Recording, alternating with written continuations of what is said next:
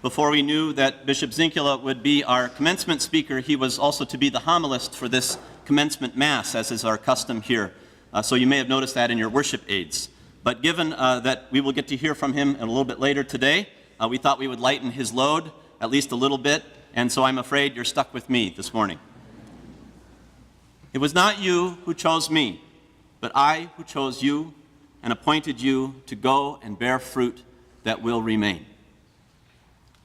The gospel passage that we just heard is very familiar to us, and if you're thinking that you just heard this somewhere recently, you did. This was the gospel for this past Sunday, the 6th Sunday of Easter. But in looking for possible readings for this commencement Mass, my fellow campus ministers and I felt that this passage captured beautifully what this day is all about.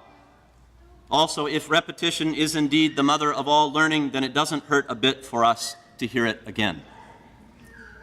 Today we are charged, we are appointed to go and bear fruit that will remain. This is especially so of our graduates who in a few short hours will commence, will start forth from this place that has become a second home for them on their next leg of the journey, whether that is in further study or in the workforce. Of course, our graduates are also, in some sense, the fruit of others' labors. No doubt no one knows this more than the parents in the chapel this morning. These are your children, whose ultrasound images you held up in wonderment and proudly displayed. These are your children, who you held and nursed and laid to bed. These are your children, who you first taught to ride a bicycle and whose skinned knees you cleaned and dressed and kissed. These are also your surly teenagers, who you had to practically drag out of bed and explain for the umpteenth time that piles on the floor did not constitute a system of organization for their clothes. These are your children, to whom you gave the gift of life, who you raised and taught and loved. These are your children who all too quickly were not children at all, but truly young men and women of character and integrity, as we have had the privilege of knowing them here during their time with us. Go and bear fruit that will remain. What beautiful fruit you have borne. Now that I have all the mothers crying, there are some others who have also shared in bearing this fruit. Certainly grandparents, siblings, other family members, but also your teachers, professors, administrators, mentors, coaches, I hope campus ministers, and close friends. To all of them, too, I say, what beautiful fruit you have borne in these graduates. But here's the thing about fruit. Fruit has seeds. Fruit has seeds, which in turn have the capacity to bear more fruit. And so as much as we rejoice in the fruit of these graduates and having completed their studies, they're not done yet. They're just getting started. I suppose that's why we call it commencement and not completion. As much as we rejoice in the accomplishments of these graduates today, in a sense, today should be less about what they have already done and more about what they will do. I, for one, am very excited about that. What fruit will they yet bear, and will it be fruit that remains? I pray it will be. At this point, I would like to address our graduates in particular. How, dear graduates, can you be sure to produce fruit that will truly remain? There is more than ample wisdom on this in the readings that we have just heard. I would direct you first to that list of virtues from St. Paul's letter to the Colossians. He says, "Put on, as God's chosen ones, holy and beloved, heartfelt compassion, kindness, humility, gentleness, and patience." And of these, I would single out two in particular that I think are very important to start with. First, humility.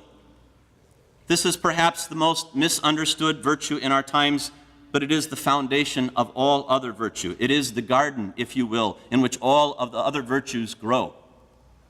Humility is not self-deprecation, beating ourselves up, putting ourselves in our place, nor is it milquetoast timidity or hand-wringing bashfulness. In fact, at times those can actually be twisted forms of pride, as we know, fishing for compliments or relying solely on others' approval for our own sense of self-worth. No, humility is none of these. Humility is understanding who you are in relationship to God. Humility says simply, God, you are God, and I am not. Humility says, I don't know. Teach me. Humility says, I am the servant of the Lord. May it be done to me according to your word. Humility acknowledges that we are not ourselves the source of our own blessing. Isn't this precisely what we prayed in the opening prayer for Mass this morning? Bishop prayed these words, O God, the Father of every gift, we confess that all we have and are comes down from you. Teach us to recognize the effects of your boundless care. This is humility. Be cloaked in this virtue, so much so that it is a second skin, and I promise you will bear fruit, and fruit that will remain. I would also point out from this list patience. Not everything happens in the time that we might like it to happen. Not everything has to be as we would like it right now. Be patient. You don't have to have that dream job right out of college. You're not a failure if you don't have the perfect situation right away. You aren't expected to have everything figured out now just because you are a college graduate. Again, be patient. Of course, you know the root word of patience is passio, from Latin for suffering. And so be prepared for that as well. Waiting, struggling, toiling, suffering. That's all part of the process as well, as undoubtedly you have already begun to understand during your time here as students.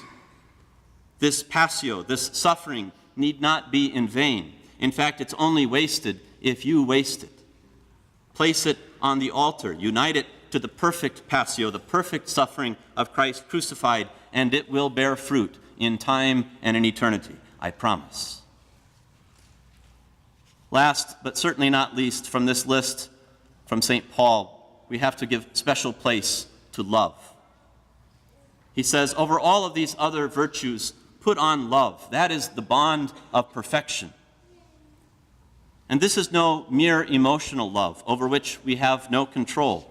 After all, St. Paul says, put on this love. I can no more put on purely emotional love than I can cause it to rain or to stop raining. Emotional love comes and goes, it seems, as it pleases. But this love, a love that we can put on, is a choice for the good. This is the love that makes the hard choice because it is the right choice, even at great personal cost. This is the same love that Jesus is talking about in the gospel when he urges us to remain in his love by keeping his commandments. And when he says, no one has greater love than this, to lay down one's life for one's friends. There is no lesson in all of your upbringing and education to this point that is more important than this, to love in this way, to actively seek the good, the true, the beautiful, and to lay down your lives in service to others. There are many, many ways of doing this, as you know, but to do this in some way every day is, I think, the key to bearing fruit that will remain. And I hope that above all, your time here at St. Ambrose has taught you, or more firmly rooted you, in that love. Our mission states that St. Ambrose University, independent, diocesan, and Catholic, enables its students to develop intellectually, spiritually, ethically, socially, artistically, and physically to enrich their own lives and the lives of others. The lives of others. What is this but another way of saying, lay down your lives for others. Go and bear fruit that will remain. And so graduates, know how happy we are for you, how proud we are of you. Know, too, of our continued prayers for you, and that you always have a home here at St. Ambrose. May God bless you so that in humility, patience, and love, you may go forth to bear fruit that will remain now and forever. Amen.